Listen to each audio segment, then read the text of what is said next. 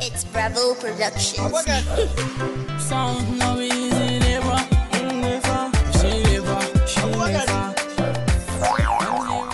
Wannan irin rayuwa ce wannan kuma sai ku zo ku sake waƙoƙi ku san ma me suka kunsa ba saboda hime nan ba ina wakai da mu za ka ringa bari da aiki a cikin gidan ne mu je mu ja salami komai amma ba za ku yi wannan din mu ba sai ku riga wannan din mu haka iyayen ku suke maka da su in wannan ma Allah ya je kai kantin wannan sanu tsice sai ka je ka so mu kawo wannan abu da Allah ka tafi kana wannan ka je ka bata lokaci kai maza ka dawo kai musu yara saboda fitsara ku koyi ku ban manyan ku da wannan ikon Allah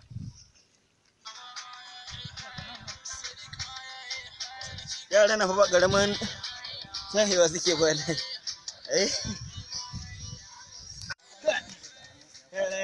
dan ba ya wani kuli wannan shi ma yayi har garwa garma bai sa geographers mun iya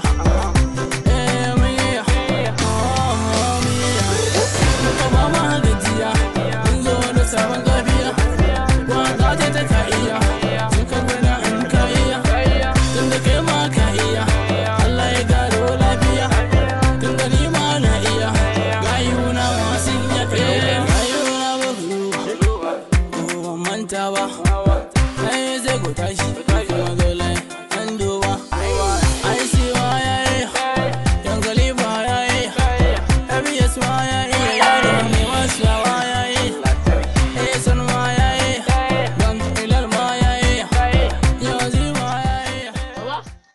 Baba?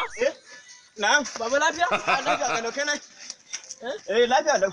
Na je shagon kuma a rufe. A da ka same shi shagon? To ka je kawai wannan ka da yi mata bayani. A kudin fa, a kudin. Ka mata gida. Ka mata ka mata ka je ka mata. Ka ba mata. Wannan da koyar sa wasu.